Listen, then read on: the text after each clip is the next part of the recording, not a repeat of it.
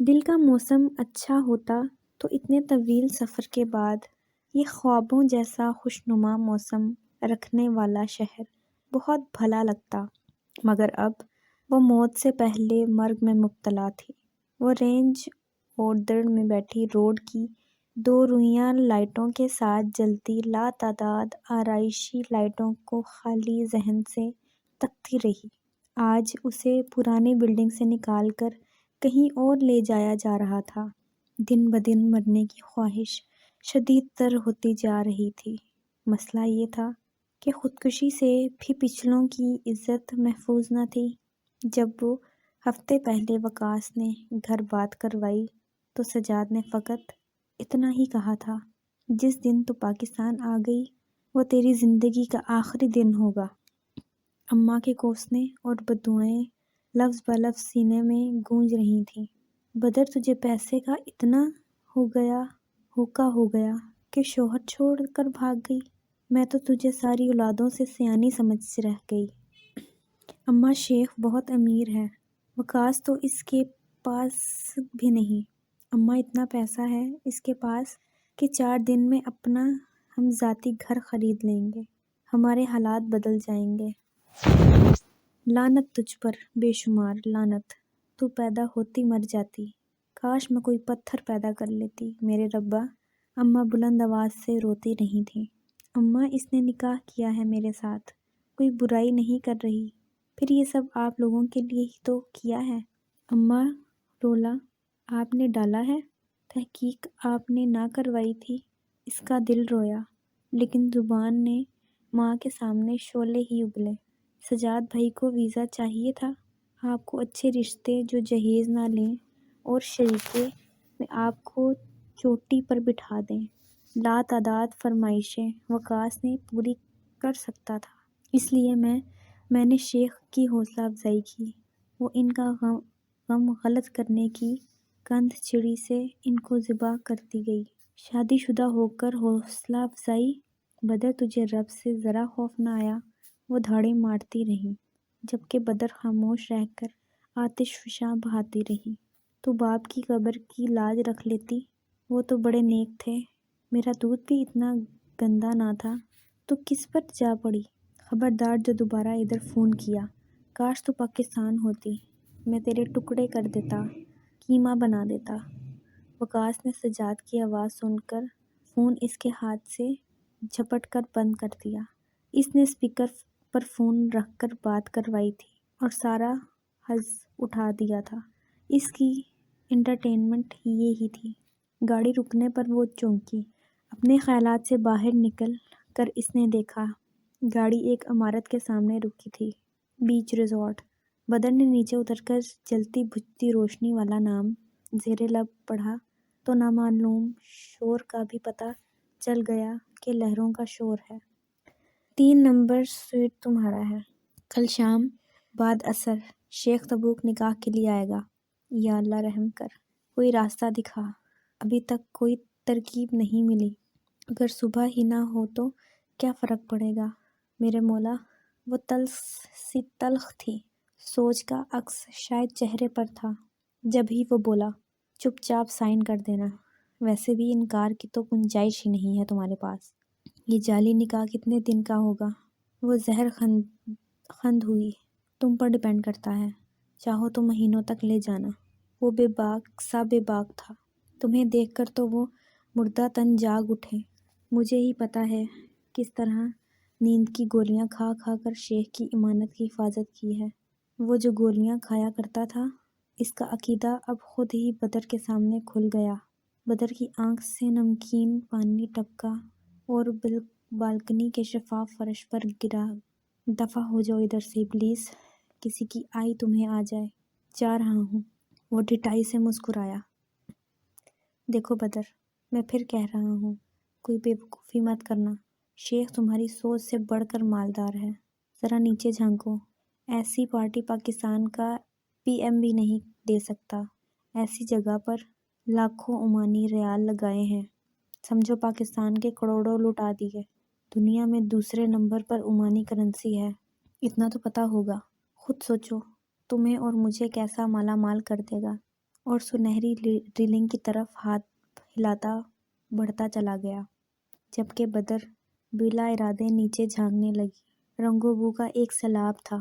کھلے آسمان تلے لگی رنگین چھتریوں میں ایسی آرائش تھی کہ آنکھیں خیرہ رہ جاتیں۔ عورتیں کم اور مرد حضرات زیادہ تھے۔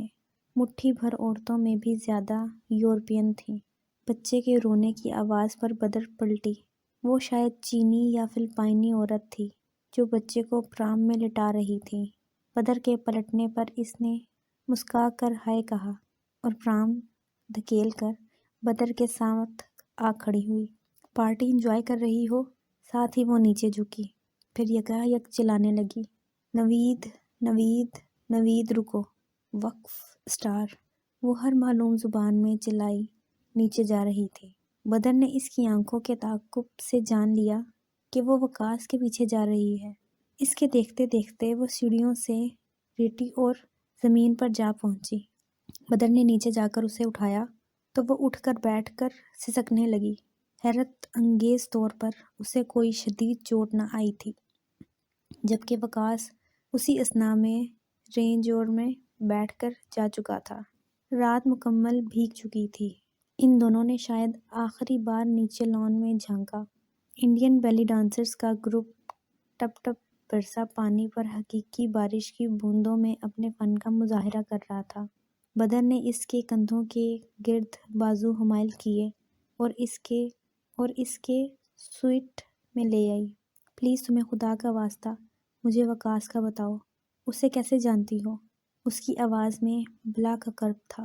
راہ نجات ملنے کی کروڑوں دعائیں دل کی گہرائیوں میں تھیں۔ لیونا فلپائن سے تھی۔ وہ میک اپ آرٹسٹ تھی۔ ساری دنیا جانتی ہے کہ عرب خواتین میک اپ کی کس قدر دلوادہ ہیں۔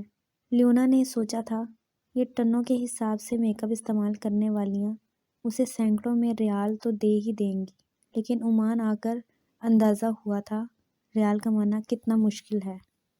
پھر میرے کو دوسری ورکرز نے بولا کسی مالدار کو پھنسا کر شادی بنا لو۔ ایسے میں نوید میرے کو پارک میں ملا۔ اس نے مجھ پر پیسہ بھی خرچ کیا اور اپنے شیخ سے بول کر اچھے سیلون میں نوکری دلوایا۔ ہمارے ریلیشن اتنا بڑھا اس نے نکاح کا آفر کر دیا۔ ہم نے روم میں نکاح بھی پڑھ لیا۔ میں اس کو بولتا رہی ڈاکومنٹ پاکستان ایمبیسی کو بھرتی کراؤ، وہ ٹالتا رہا۔ میں اس شادی کو اب ہمیشہ رکھنا چاہتی تھی۔ میرے کو پاکستان جانا، وہ بولتا پاکستان میں اس کے پاس سب کچھ ہے۔ میں بولتی میرے کو لے چلو وہاں، مل کر کام کرے گا، بٹ وہ باسٹرڈ بعد خمسہ شہر 5 ماہ بعد اپنی مدد کاسک بیماری بول کر بھاگ گیا۔ لیونا مختلف زبانوں کی کھچڑی میں بتاتے بتاتے رو پڑی۔ وہ بلا شبہ حسین عورت تھی۔ وقاص نے جوں ہی اسے شادی نبھانے میں سیریس دیکھا، وہ اسے لوٹ کر فرار ہو گیا۔ فلیٹ میں موجود 1200 عمانی ریال، جویلری اور لیونا کا موبائل بھی وہ لے اڑا۔ وقاص کے نزدیک وہ مسلمان نہیں تھی، اس لیے اس کے ساتھ کسی بھی سطح کے تعلقات رکھے جا سکتے تھے، لیکن تعلقات کو مستقل سرد بحال نہیں کیا جا سکتا تھا۔ سو اس غریب عورت کے پائی پائی کر کے جوڑے گئے پیسے چوری کرتے اور موبائل میں تصاویر وغیرہ جیسے ثبوت ساتھ لے جاتے۔ اسے متعلق شرم محسوس نہ ہوئی۔ اسے ڈھونڈتے ڈھونڈتے لیونا کے حالات اس نہج پر پہنچ گئے تھے کہ بچہ ہی کرنا پڑا۔ اسپتال کے چارجز انڈین سیلون اونرز نے چکا کر اسے 4 سال کے لیے گروی رکھ لیا۔ اب بھی اشوا سیلون کی طرف سے اسے ہائر کیا گیا تھا کہ قسمت نے پھر اس نوید کو اس کے سامنے کر دیا۔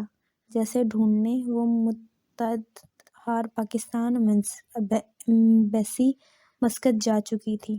وہ پاکستان کا ویزا لے کر اسے پاکستان تلاش کرنے بھی جانا چاہتی تھی۔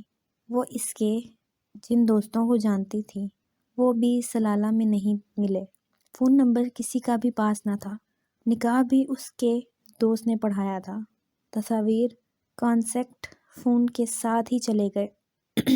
وہ پاکستانیوں سے اس کا حلیہ بتا کر پوچھا کرتی تھی، تو کوئی کہتا ایسا آدمی اوکاڑا پاکستان سے تھا، تو کوئی کہتا منڈی بہاؤدین سے، جبکہ لیونا نے اس کے منہ سے سیالکوٹ کا تذکرہ سن رکھا تھا۔ فلپائن واپسی کے لیے ڈاکومنٹس چاہیے تھے، جبکہ پاکستان والے بچے کو کوئی ڈاکومنٹس ایشو کر کے نہیں دے رہے تھے۔ میرے بیبی کا کیا فیوچر ہے؟ کوئی کنٹری اسے قبولتا نہیں۔ میں کس کے پاس بیبی چھوڑے گی؟ امان، پاکستان اور فلپائن تینوں کو ڈاکومنٹ چاہیے۔ کہاں سے لاؤں ڈاکومنٹس؟ وہ زبانوں کے مکسچر میں کُرلاتی رہی۔ اس کے آنسو بدر کے دل پر گرنے رہے۔ کیا ہم بحیثیت قوم اس قدر گر چکے ہیں کہ اپنی اولادوں تک کو یہاں وہاں چھوڑ آتے ہیں؟ اس قلیل مدت میں اس نے بہت کم پاکستانیوں کی تعریف سنی، ورنہ ہر دن کسی فراڈ آپس کا جھگڑا، کسی اور غلط کام میں ملوث ہی سنا۔ کہنے والے تو بنا تصدیق ہی کہہ دیتے، اچھا یہ کام ہو گیا، ضرور کسی پاکستانی نے کیا ہوگا۔ وقاص نے بتایا تھا انڈین 10 انجینئرز یا ڈاکٹرز کے ساتھ بمشکل 5 مزدور آتے ہیں۔ جی سی گلف ممالک میں تو پاکستانی 15 مزدور کے ساتھ بمشکل 1 انجینئر یا ڈاکٹر، تو کیا ہم تعلیم میں اتنے پیچھے رہ گئے؟ وہ دلگرفتہ تھی، اخلاقی گراؤنڈ میں اتنا آگے بڑھ گئے۔ میرے پر ایسا وقت آیا، میں نے بیگر بن کر بھکاری بیبی کا ملک دودھ خریدا۔ اس سے اچھا تھا میں شادی نہ بناتی، اگر بنا لی تھی تو بیبی نہ ہوتا۔ بچہ سوتے میں کلکلاری مار کر ہنستا تھا، ماں کی باتوں سے بے نیاز۔ بدر یکٹک اسے دیکھے گئی۔ میرے کو سب نے بولا پاکستانی لفر آدمی گندا ہوتا، عیاشی کے لیے شادی بناتا پھر بھاگ جاتا۔ تم بھی شادی مت بناؤ، پیسے کھاؤ، بٹ کسی کی بات نہ سنی۔ اب پتہ چلتا سارے ٹھیک بولتے تھے۔ تم کیا کرتی ہے ادھر؟ دفتن اسے بدر کا خیال آ گیا۔ نوید کیا لگتا تیرے کا؟ وہ میرا کچھ نہیں لگتا۔ پھر تم بھی ادھر پیسہ کرتی کیا؟ بدر کے پیروں کے ناخنوں تک سے پسینہ پھوٹ نکلا۔ مزاحمت کی لہر اٹھی تھی اندر۔ اس نے حالات سے ٹکرانے کا عزم سا محسوس کیا۔ میرے کو لگتا تو شیخوں کی پراسٹیٹیوٹ اور وہ تیرا ڈیلر ہے۔ میرے کو معلوم پڑ گیا وہ ثلاثہ میں ہے۔ اب صحیح ہوتے ہی حرامی کو ڈھونڈ نکالنے گی میں۔ بدر اس کے پاس سے اٹھ کر چل دی۔ ایئرپورٹ سے خریدی گئی آسمانی شرٹ اور بلیک جینز میں پیچھے کو کنگھی کیے ہوئے لمبے بال اور ازلی بے نیاز والا لاپرواہ نقوش والا شیخ سالم حداد بلا کا اسمارٹ لگ رہا تھا۔ کاؤنٹر کے مرد عورت اسے دیکھ کر کھڑے ہوئے تھے۔ وہ اس کی حیثیت و مرتبے سے واقف تھے۔ بالآخر خاتون نے زبان کھولی، مرحبا شیخ حداد۔ اس نے مصنوعی مسکراہٹ کے ساتھ سر ہلا دیا۔ وہ باہر سے بظاہر لش پش تھا، مگر اندر کا موسم بڑا ویران اور اجڑا ہوا تھا۔ یا شیخ، بزنس کلاس کی بورڈنگ کمپلیٹ ہے۔ وہ شائستہ عربی بول رہی تھی، اور فی الحال ڈائریکٹ ثلاثہ کی فلائٹ یہی ہے۔ مرد نے بھی رواں عربی میں احترام کے ساتھ مطلع کیا۔ اکانومی؟ وہ مشہور ترین فٹ بالرز کے ساتھ ساتھ عربی کے 10 امیر ترین خاندانوں میں سے ایک کا چشم و چراغ تھا۔ وہ اچھی طرح ان کے پروٹوکول کو سمجھتے تھے۔ یا شیخ، ہم کچھ کرتے ہیں، مرد تھوک نکل کر بمشکل بولا تھا۔ کسی کو زحمت دینے کی ضرورت نہیں، بس اکانومی کی بورڈنگ بنوا دو۔ ثلاثہ انٹر ہونے پر اس نے اپنا سیل آن کیا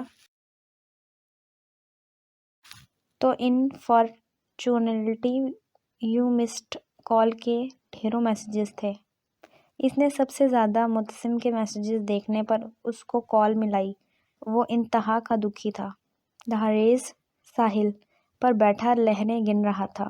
کوکو بیوی پارٹی میں ہے اور اللہ کے حکم سے سابقہ ریکارڈ برقرار رکھتے ہوئے فجر کے بعد ہی آئی ہے۔ مجھے ایئرپورٹ سے پک کر لو، پھر اکٹھے بیچ پر بیٹھتے ہیں۔ معتصم اس کے واپس آنے پر کھل اٹھا تھا۔ تنکوں کی چھتری کے نیچے وہ ٹانگیں پھیلا کر لیٹ گیا، جیسے دونوں کی تھکن اتار رہا ہو۔ معتصم نے گاڑی ساحل پر قدرے فاصلے پر پارک کی تھی۔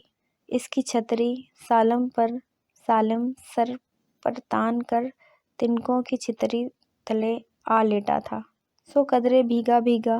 معتصم آرام کرسی پر بیٹھا سمندر سے اٹھتے دھند و بادلوں کے مرغولے دیکھتے ہوئے بول پڑا، سالم، اب کی بار تو مطر بارش 5 منٹ کا وقفہ بھی نہیں دے رہی۔ سمندر کا غضب بتا رہا دے گی بھی نہیں۔ شیخ سالم نے چیختے دھاڑتے غضبناک آوازیں نکالتے سمندر کو دیکھا۔ معتصم کا دل چاہا اس سے پاکستانی لڑکی بابت پوچھے، مگر حوصلہ نہ ہو رہا تھا۔ پرسوں سمندر نے حفا کی ساری شاہراہیں توڑ ڈالیں، سد شکر کوئی جانی نقصان نہیں ہوا۔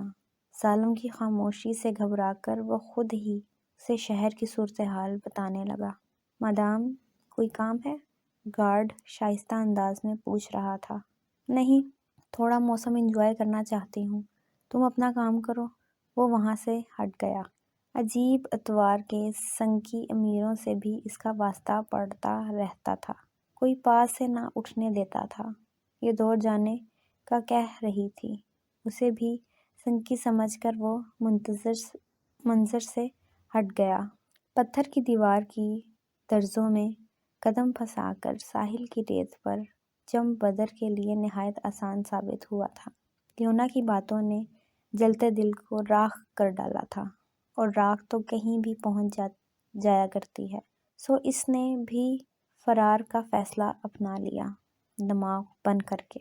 اسے معلوم تھا وہ بھاگ نہ سکے گی، یہ ضمیر پر حجت تمام کرنا چاہتی تھی، وہ سب کے سامنے سچا ہونا چاہتی تھی۔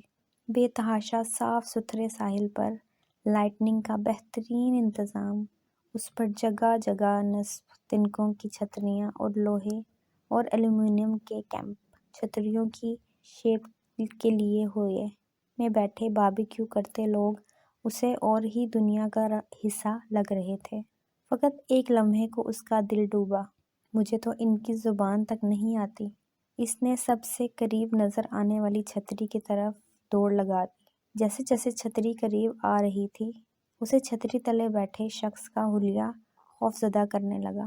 دوسری نصب چھتری 2 گنے فاصلے پر تھی، کوئلے جیسی سیاہ رنگت اور بے تحاشا گھنگریلو بالیں، سنہری ڈائی کیے بالشت، پھر اوپر نیچے دائیں بائیں ایسے کھڑے تھے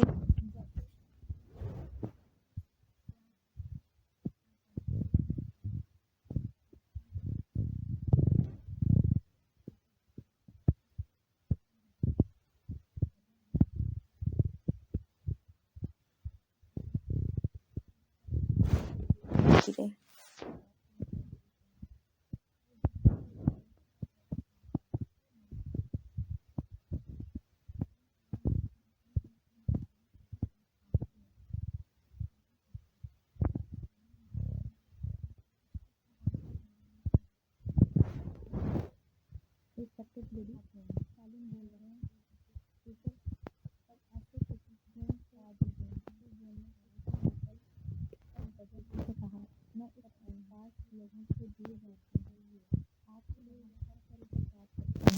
وہ اللہ، ہم بہت شریف لوگ ہیں۔